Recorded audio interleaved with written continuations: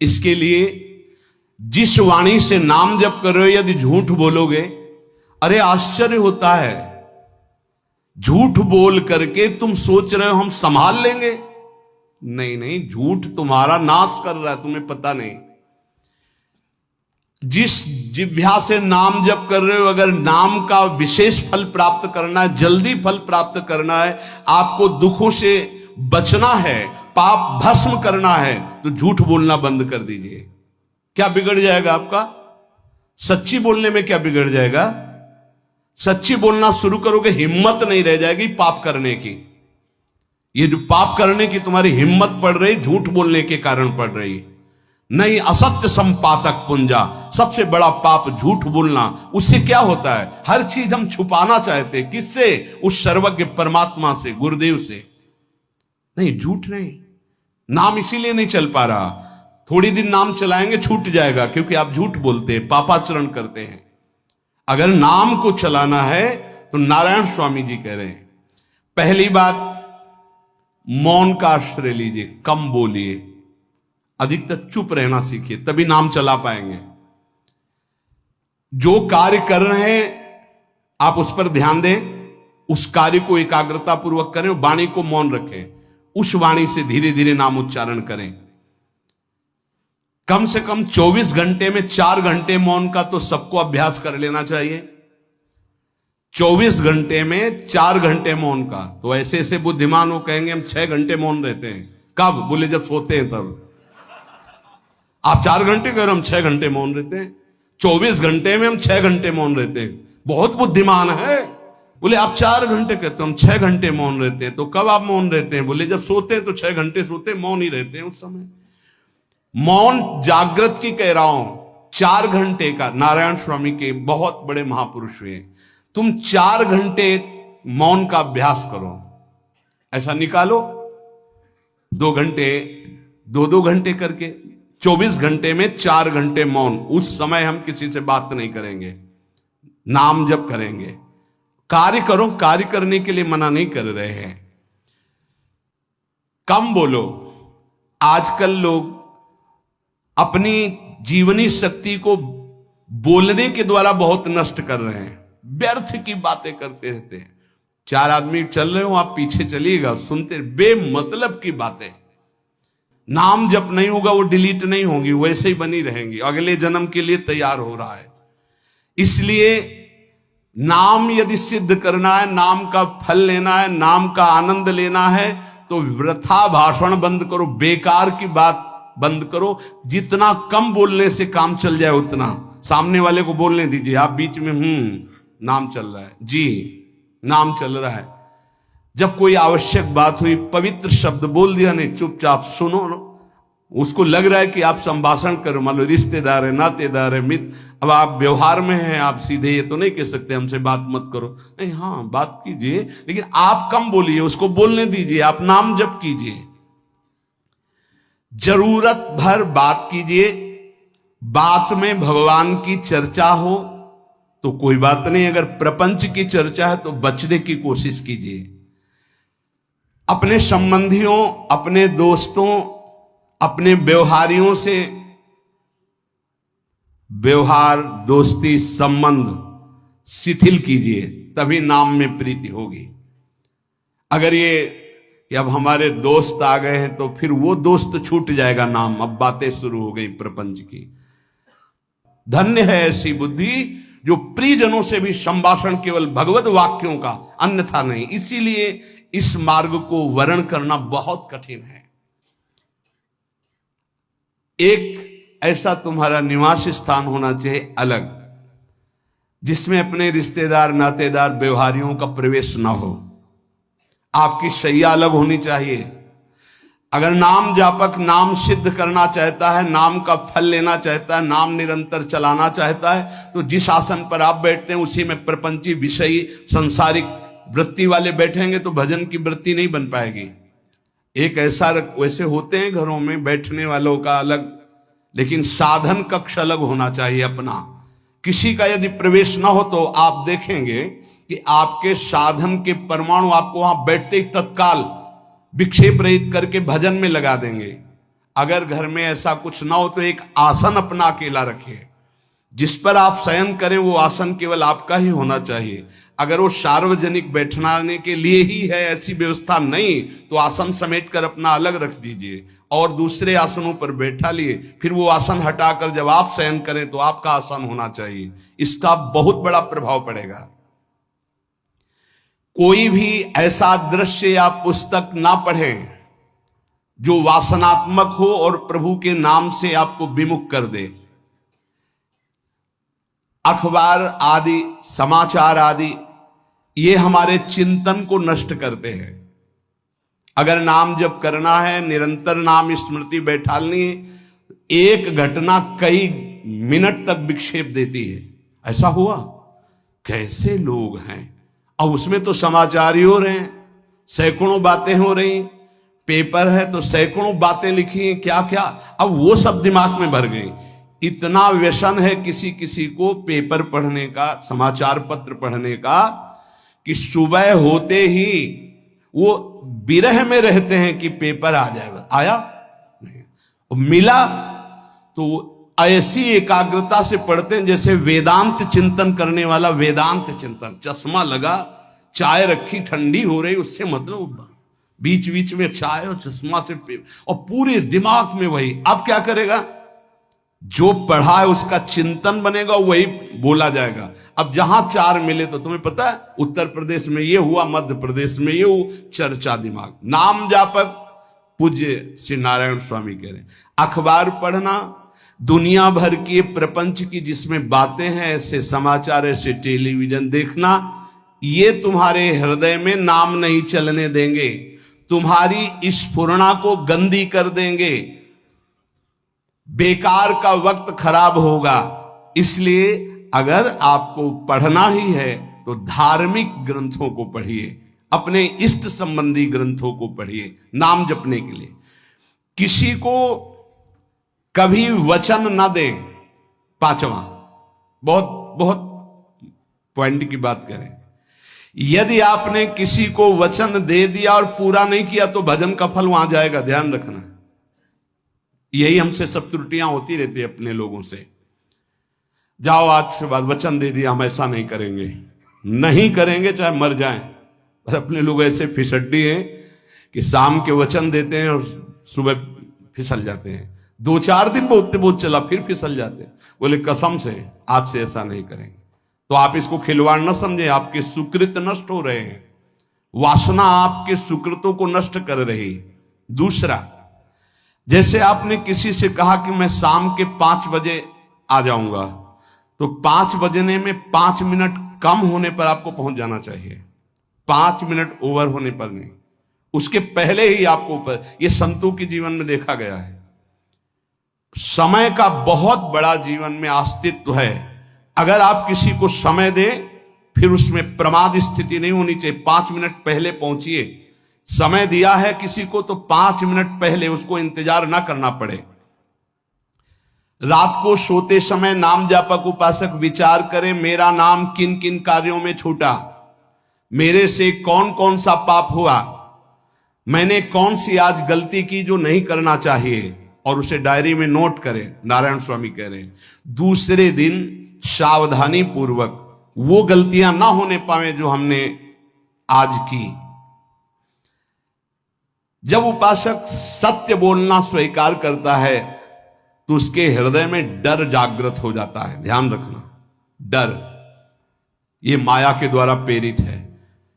अगर व्यापार में सत्य बोलेंगे तो पैसा अधिक नहीं आएगा, अगर हम सत्य बोल दिए तो डांट लगेगी, अगर हम सत्य बोल दिए तो सब लोग जान जाएंगे मैं ऐसा गंदा हूं।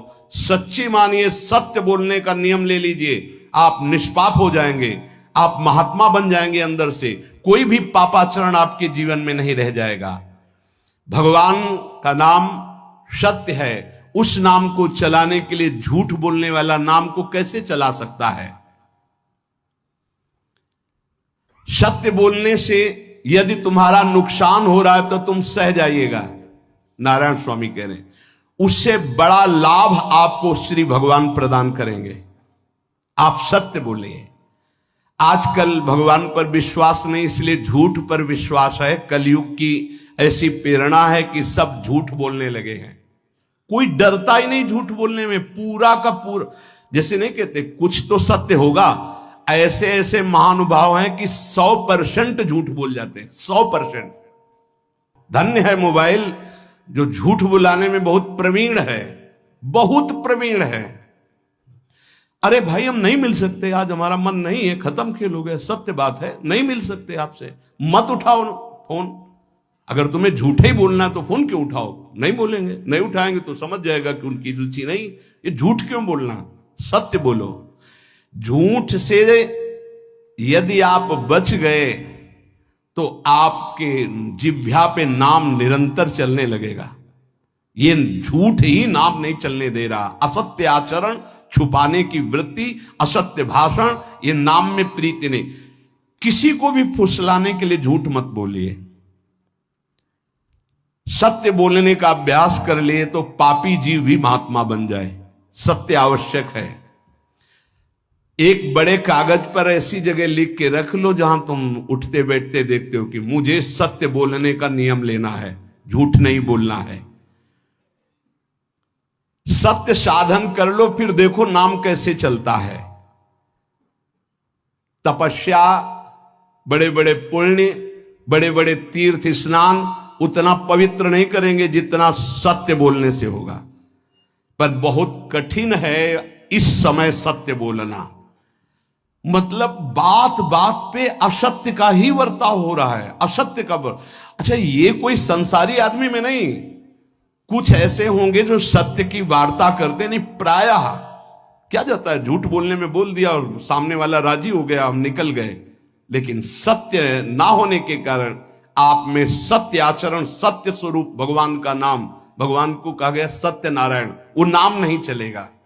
भजन करने का पहला साधन है सत्य बोलना। जबान से सत्य बोला जाए।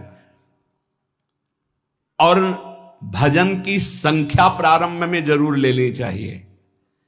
यदि 10 माला का नियम लिया, 20 माला का नियम लिया, तो उसे निर्वाह करो। जैसे यहां शरणागति मंत्र मिलता है तो 11 माला प्रारंभ में दी जाती कि आपको करना ही है, ज्यादा हो जाए वो ठीक, 11 से कम वो कभी जीवन में नहीं। अपने जीवन में गुरु आज्ञा 11 माला तो करनी है, हर समय करना है। पर ये मन थोड़े दिन तो नियम में चलेगा, इसके बाद छोड़ देगा। दीक्षा तब लेनी चाहिए जब गुरु आज्ञा पे चलने की हिम्मत हो, नहीं तो ऐसे ही नाम जपो करो। जब नियम मिल गया 11 माला तो चाहे प्राण निकल जाए, हमको 11 माला पूरे करने, प्राण निकलने तक गुरु आज्ञा का पालन करना है। यदि आप नाम जप अधिक मात्रा में नहीं करेंगे तो जो आपको नाम मिला है उसका फल आपको अनुभव में नहीं आएगा। क्यों? क्योंकि नाम का हिस्सेदारी होती है, भजन की हिस्सेदारी होती है। जैसे किसी ने प्रणाम किया, वो भजन लिया। गृहस्थी को इसीलिए मना किया कि रास्ते में परिक्रमा मार्ग में हलवा पूड़ी ये सब बट रहा है, हाथ मत फैलाओ। वो दान कर रहा है, सुकृत कर रहा है, और कोई दूसरे ले विरक्त आदि।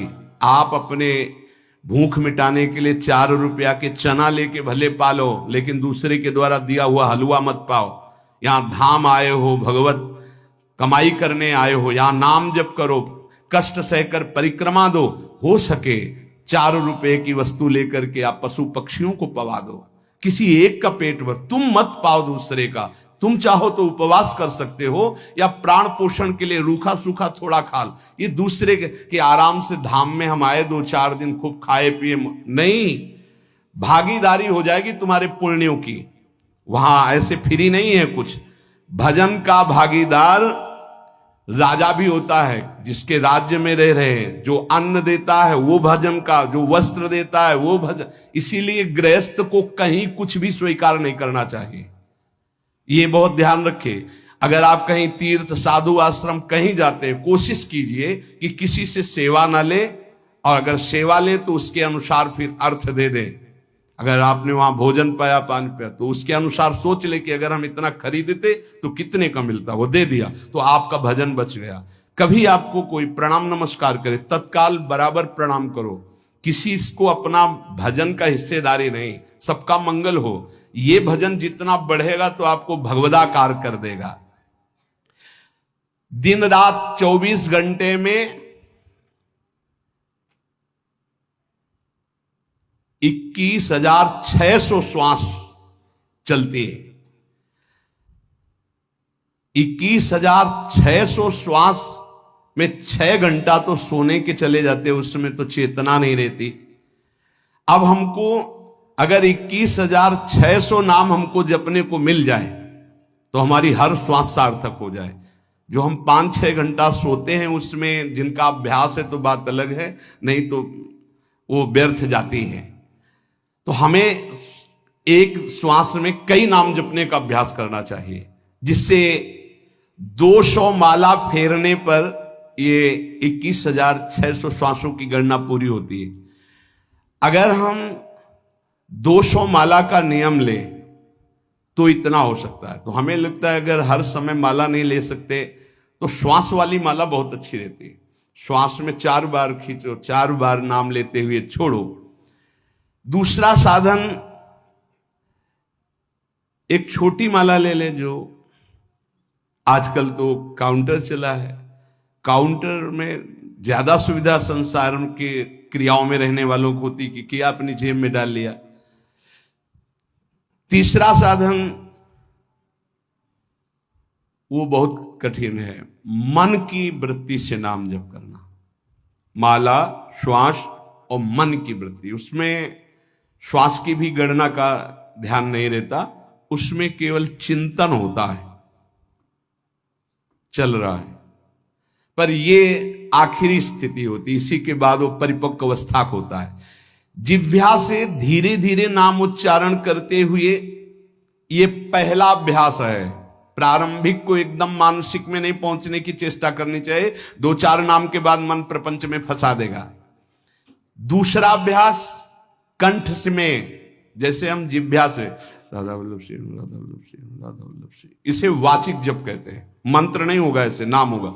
फिर उपांश ऐसे, फिर कंठ से चलता है, फिर हृदय से चलने लगता है, फिर नाभि से चलता है। जिसका नाभि से चलने लगता है उसका परावाणी के द्वारा भजन, वो सिद्ध पुरुष कहा जाता है। 4 वाणी, परा, पश्यंती, मध्यमा, वैखरी। वैखरी जो बोल रहे हैं, जो कंठ से, फिर हृदय से पश्यंती, परा नाभि से, मूलाधार केंद्र से लेकर के संपूर्ण ब्रह्मांड में इसमें नाम गूंज रहा है, वो सिद्ध पुरुष का होता है। पहला अभ्यास जिह्वा हिला करके शुरू करें, राधा राधा राधा राधा। फिर कंठ से, कभी हमारे सदगुरुदेव भगवान को देखना, अगर कोई आ गया और बातचीत का हुआ तो यहां से तत्काल चलता दिखाई देता है ना, कंठ ऐसे ऐसे हिलने लगता है कंठ। अगर शांत बैठे तो फिर नहीं दिखाई दे। अगर कोई है आसपास तो इतनी तीव्रता लगन होती कि कहीं छूट ना जाए नाम। कंठ से विशिष्ट अभ्यासी का, फिर हृदय से परिपक्व अभ्यासी का, और नाभि से सिद्ध महापुरुष का, परावाणी से चलता है। अगर 1 वर्ष तक जिह्वा से अभ्यास किया जाए, ये मैंने किया है, नारायण स्वामी कहते हैं, तो दूसरे वर्ष में कंठ से प्रारंभ हो जाता है। 2 वर्ष कंठ से चले तो अगला हृदय से प्रारंभ हो जाता है, और हृदय से 3 वर्ष चले तो फिर नाभि से 7 वर्ष में नाम सिद्ध हो जाएगा। अगर नियम पूर्वक झूठ ना बोले, सत्य आचरण करे, ऐसे नाम जप करे। हम ये कहते हैं कि चलो थोड़ा धीमे ही सही, पर 12 वर्ष में तो आपको सिद्ध हो जाना चाहिए। 12 वर्ष, यहां बोले 30 वर्ष के 50 वर्ष हो गए साधन करते हो, ज्यों कहते हो कोई परिवर्तन नहीं। इसका मतलब अंदर से नाम नहीं चलाया जा रहा, नाम में रुचि नहीं। 12 वर्ष में तो भगवत साक्षात्कार करके जागृत स्वप्न सुषुप्ति अवस्था पर विजय प्राप्त कर लेता है साधक। ऐसा ही स्वामी जी ने किया। नारायण नारायण नारायण नारायण नारायण, ऐसी सिद्धावस्था हो गई थी। एक टाट की लंगोटी, एक रस्सी कमर में, बस। बड़े ही उच्च कोट, और बहुत बड़े अरब खरबपति घर के बालक थे। सारी सिद्धियां उसके पैरों में लौटने लगती हैं, जिसका नाभि से भजन प्रारंभ हो जाता है, परावाणी से। अजपा जाप उसे ही कहते हैं जो नाभि से होता है। अजपा जाप करने वाले उपासक में जो अजपा जाप करने की चाह रखते हैं, पहला भोजन पर ध्यान दे, सात्विक भोजन, पवित्र भोजन। भाई नाम का स्वाद नहीं मिला तो कुछ लोग जो है बहुत प्रसन्न होते हैं जब सांसारिक पदार्थ आता है। बड़ी कृपा श्री ठाकुर जी की रही है कि इस विषय पर जो है बहुत परिपक्व किया है। रोटी नहीं मिली, ये रबड़ी रसगुल्ला की तो बात जाने दो। गंगा का किनारा, गांव में जाना नहीं, जो आकाश वृत्ति से वो आ जाए वही। आप लोगों को तो रोटी तो मिल रही है। पहला नाम सिद्ध करने के लिए भोजन सात्विक और थोड़ा, अगर एक समय पाके निर्वाह कर लो तो अच्छा, नहीं तो 2 समय, 3 समय पाने का तो अधिकार ही नहीं साधक को। भगवान की बड़ी कृपा है, जब भूख थी तब था नहीं, और जब है तो भोजन नहीं पा सकते। वो बड़ा लीला बिहारी है। जब भूख थी तब भोजन नहीं, और जब भोजन है तो नियम कानून इसके लग गए हैं, ये इतना इतना। दूसरा, पहला भोजन पर पवित्र। देखो नाम जप के लिए बहुत आवश्यक है। यही जीवन है कि अगर आप नाम जप करने लगे तो हमारा बोलना, हमारा जीना सार्थक हो जाएगा। अगर नाम जप आपको करना है तो पवित्र भोजन होना चाहिए। 2 टाइम भोजन पाना है तो थोड़ा थोड़ा पाओ, पेट ना भरने पाए, ऐसा ना लगने की वजन बढ़ गया है। वजन बढ़ गया है तो भजन घट गया है, वजन घट गया तो भजन बढ़ गया है। देखो तुम्हारे संसारिक संबंधी माता पिता चाहेंगे कि तुम्हारा चिकना शरीर होना चाहिए, हष्ट पुष्ट होना चाहिए, लेकिन हम चाहेंगे कि तुम्हारा भजन पुष्ट होना चाहिए, भगवदाकार वृत्ति होना चाहिए। शरीर तो आज है, कल नहीं रहेगा, चाहे जितना चिकना कर लो। संसारिक माता पिता के प्यार में और गुरु के प्यार में यही अंतर है। वो आपके स्वरूप को पुष्ट करेगा तो शरीर तो अपने आप, मन प्रसन्न है तो वो स्वस्थ है, अस्वस्थ होने पर भी स्वस्थ है। अगर शरीर स्वस्थ है और काम वासना है, नाना प्रकार की चिंताएं, ये थोड़ी माता पिता दूर कर पाएंगे। वो तो तपस्या और साधना से ही दूर होती है, ध्यान रख लीजिए। अधिक भोजन पाना, शरीर को बहुत पुष्ट बलवान कर लेना, तो हर इंद्रियों को भोग देना पड़ेगा आपको। वो कोई तपस्वी होता है, जो तपस्वी होता है वो संयमी होता है, जो संयमी होता है उसके चर्बी नहीं होती, ध्यान रखना। युक्ताहार विहार से, प्राण पोषण के लिए केवल शरीर में अन्न जाए तब नाम में प्रीति होगी। खाते खाते अनेकों जन्म व्यतीत हो गए, वर्षों व्यतीत हो गए, अरे अब तो भजन कर लो, कहां तक खाओगे? ये नरक कुंड है, डाला विष्ठा बन गया। नींद, एक नियम बना लो कि इतना ही सोना है। पता नहीं सोने में कौन सा सुख, नींद में केवल एक बात का सुख होता है, आपका संसार का चिंतन नहीं होता, तो आप जो शांत रहते हैं वो सुख होता है, लेकिन वो तमोगुणी सुख है। अगर आप जागृत में संसार का चिंतन न होने दें और भगवत चिंतन कर रहे हैं तो आप महापुरुष हो जाएंगे। सो सो के जीवन क्यों बर्बाद करते हैं? एक टाइम रखिए सोने का, बस। ये कोई तुम्हारा सुख नहीं है, ये तमोगुणी सुख है। निद्रा आलस्य प्रमादोत्तम तत्तामस मुदाहृतम। और एक बात समझ लो, यद तज्ञे विस्मि परिणामे अमृतोपमम। जिसमें विष जैसा शुरुआत में लगता है उसका परिणाम अमृत होता है, और जिसकी शुरुआत अमृत जैसी लगती है उसका परिणाम विष होता है। प्रातःकालीन उठ करके सत्संग में आना विष जैसा लगता है, लेकिन उठ के आ रहे हो तो इसका फल अमृत होगा। ब्रह्म मुहूर्त में सो रहे हैं, जीवन बर्बाद कर रहे हैं, अरे ब्रह्म मुहूर्त में उठिए, स्नान कीजिए और सच्चिदानंद भगवान में चित्त को जोड़िए। ये विष जैसा लगता है, परिणाम अमृत जैसा होता है। तीसरा, 24 घंटे में 1 घंटे का तो एकांतवास करना सीख ही लो, चाहे गृहस्थ हो चाहे कोई भी हो। 1 घंटे हमसे कोई बात नहीं करेगा, अपने दरवाजा बंद, थोड़ा 1 घंटे कोई ऐसा समय निकालो जिसमें चित्त को केवल श्री कृष्ण से जोड़ो, प्रियाजू से जोड़ सको। चौथा, विरक्त साधक, तकिया गद्दा, ये सब चीजें अगर लगा के सोओगे तो नाम जप नहीं होगा। देखो, हितधाम में कुशासन और एक ईंट कुशासन के नीचे, सर्दी में ओढ़ने के जो हमारे कंबल थे वो आटे का बोरा बलराम जी ला के दिए थे। जीवन को यदि आप कसौटी पे नहीं कसेंगे तो भजन नहीं होने वाला। अब तो शरीर रोग से ग्रसित है, आप चाहे जहां रखो चाहे जैसे रखो, प्रिया जो जाने। जब तक हमें भगवदाकार वृत्ति ना हो जाए तब तक विषयों को स्वीकार नहीं। ऐसे हैं साधक, बड़ा सुख मिलता है। एक ऐसे पड़ा हुआ है आसन, उनके कमरे में जाके देखिए, केवल आसन ही है। कितने ऐसे साधक राधा कीलकुंज में रहते जिनकी चटाई केवल है, न तकिया है, न गद्दा है, न कोई। उसी चटाई को ऐसे खड़ा कर दिया, बिछा लिया, बस उसी में पड़े, भोजन मिला पा लिया, ऐसे रह रहे हैं। कमरे में देखो जाके तो ऐसा लगेगा कि इसमें कोई रहता ही नहीं, कुछ है ही नहीं, केवल चटाई है। तकिया गद्दा विशेष विलासिता की वस्तुएं तो नाम जप नहीं होने वाला, ध्यान रखना। जहां पड़े आराम से नींद आ जाएगी, सो जाएंगे, और जब तो नींद उतनी आएगी जितनी आवश्यकता है।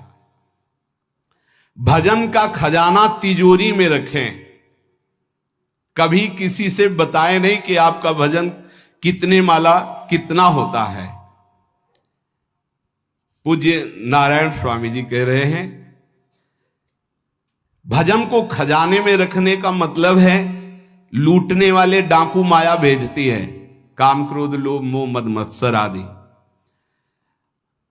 और प्रिय गृहस्थ भगत आदि। कैसे प्रिय गृहस्थ? स्वामी जी अब ये सब आप ही कहा है, बहुत बीमार है, आप देखना। ठीक है, दूसरे की दुख निवृत्ति करना संत का स्वभाव होता है, पर हम जिस मार्ग के पथिक हैं, हमारा कर्तव्य है। हमारे पास हमारे प्रभु के सिवा कोई नहीं, हमारा जो कुछ है वो प्रभु हैं। ए भैया, जैसा श्री जी चाहेंगे वही सब मंगल करेंगे, ये शब्द होना चाहिए, उससे उसका भी मंगल होगा, आपकी भक्ति पुष्ट होगी।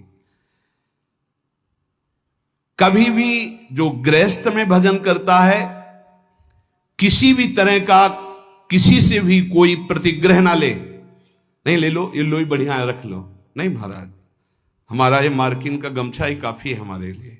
नहीं नहीं नहीं, ये प्रसाद पाल, हाँ इतना किनका दे दीजिए, भगवत प्रसाद है, ये हमारे लिए पर्याप्त। गृहस्थी में अगर आप भजन करते हैं तो अपने भजन को बचाने के लिए किसी से भी दान पुण्य, किसी का भी बट रहा है वो स्वीकार न करें, किसी से प्रणाम नमस्कार, किसी से अपनी सुविधा सेवा स्वीकार ना करें। और जो विरक्त है उसको ध्यान रखना चाहिए कि हमारा जीवन केवल जगत मंगल के लिए विश्वेश्वर भगवान को समर्पित जीवन है।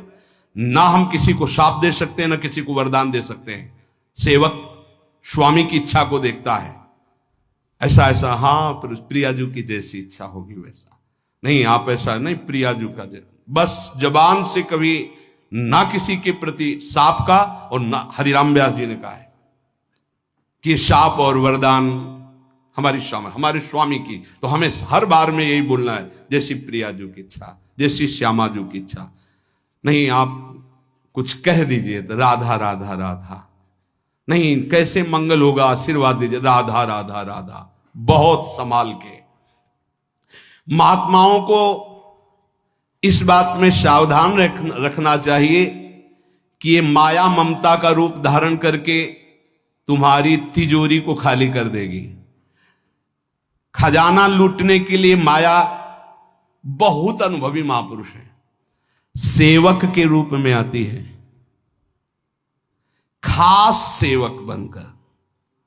आज तक जहां दगा हुआ है तो खास से हुआ है।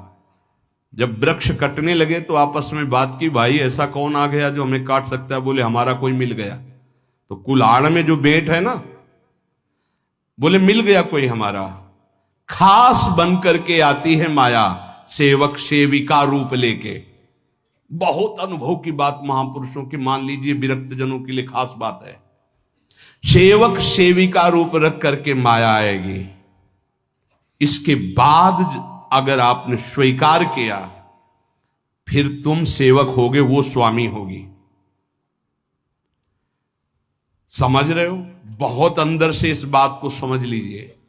अगर आपको भगवत प्राप्ति करनी है तो जब तक शरीर में श्वास रहे, सेवा मत स्वीकार करना किसी की।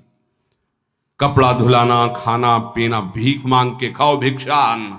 या आकाशवृत्ति से जियो, जैसे मनाओ, ना कपड़ा धो पाओ तो उतने पहनो जितना धो पाओ।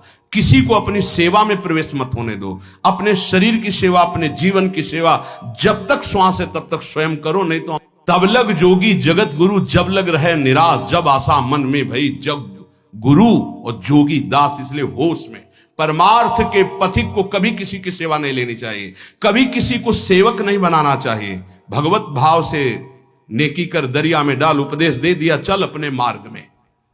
जीवन की ये बात हमारी अनुभव की मान लीजिए। अगर निर्विघ्न पंथ निर्वाह करना है तो कभी किसी को यहां सेवक न बनाया जाए।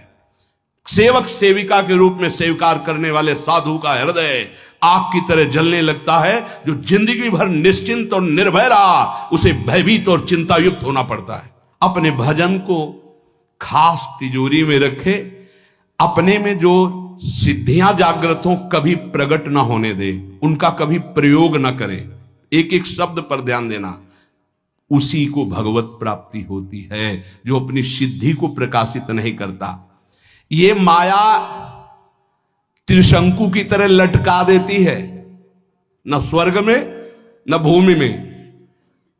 देखो सेवक जी महाराज कहते, ऐसे न वैसे रहे मज रेढ़ो, पाछलियो जो करी निर्भाषित, न परमार्थ के न व्यवहार के।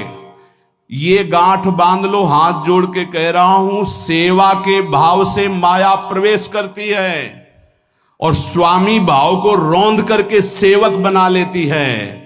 फिर जैसा चाहती वैसा नाच नचाती है, कोई भी हो। इसलिए होश में, यदि भगवत मार्ग में चले हो तो कष्ट सहो, शरीर की स्वयं सेवा करो। सौभाग्य मत मनाओ कि कोई तुम्हारी सेवा कर रहा है, दुर्भाग्य है जो तुम सेवा ले रहे हो। हाँ, अब शरीर इस काबिल नहीं तो श्री जी जैसा जाने वैसा। जब तक पानी उठा के पीने लायक हो तो किसी से पानी मत मांगना, किसी को अपना मत बना लेना। जब तक भगवत साक्षात्कार ना हो किसी को शिष्यत्व में मत स्वीकार कर लेना, नहीं तो बात समझ लेना, आगे खुद आपको समझ में आ जाएगा। किसी भी तरह से अपनी तिजोरी को ना खुलने देना तो भगवत साक्षात्कार हो जाएगा। बोले नहीं हमारा तो परहित की भावना और प्रचार करना है, तो है क्या तुम्हारे पास प्रचार करने के लिए? परहित की भावना के लिए है क्या तुम्हारे पास? जब तक सर्वत्र श्री कृष्ण का अनुभव नहीं हो जाता तब तक उसमें कोई सामर्थ्य नहीं होती। और जब सर्वत्र वासुदेव का अनुभव करता है तो उद्धार किसका करना है? विचार करके देख लीजिए। फिर वो स्वांता सुखाए तुलसी रघुनाथ गाथा। इसलिए भजन के खजाने को बचा के रखो। रूखा सूखा टुकड़ा खा करके गंगा जल यमुना जल का आचमन करके जीना सीखो। अच्छे अच्छे पदार्थ सामने होने पर वही पदार्थ स्वीकार करो जिससे तुम्हारी जिह्वा रुचि ना कर पावे। ये दुष्ट है, इस दुष्ट को दंड दो। नारायण स्वामी जी ने कहा है, आगे हमने कल चिंतन में पढ़ा था, कह रहे हैं कि हमने इसको कैसे वश में किया। जहां गरम जलेबी बनती थी वहां खड़े हो जाते थे, कहते देखो कितनी बड़ी हाल है, नहीं मिलेगी तुझे, चलो। पूरी बाजार में घुमाते थे और कहीं भी इसको नहीं। और अगर संयोग वसात मिल जाती थी तो गंगा जल में फेंक देते थे। हरिद्वार में नारायण स्वामी जी गंगा जल में फेंक देते। हाँ बहुत बढ़िया बीठी, ये ले। अपने हृदय को पावन रखने के लिए इसी जन्म में भगवत प्राप्ति के लिए आहार को सुधारा जाए और निरंतर नाम जपने का अभ्यास किया जाए।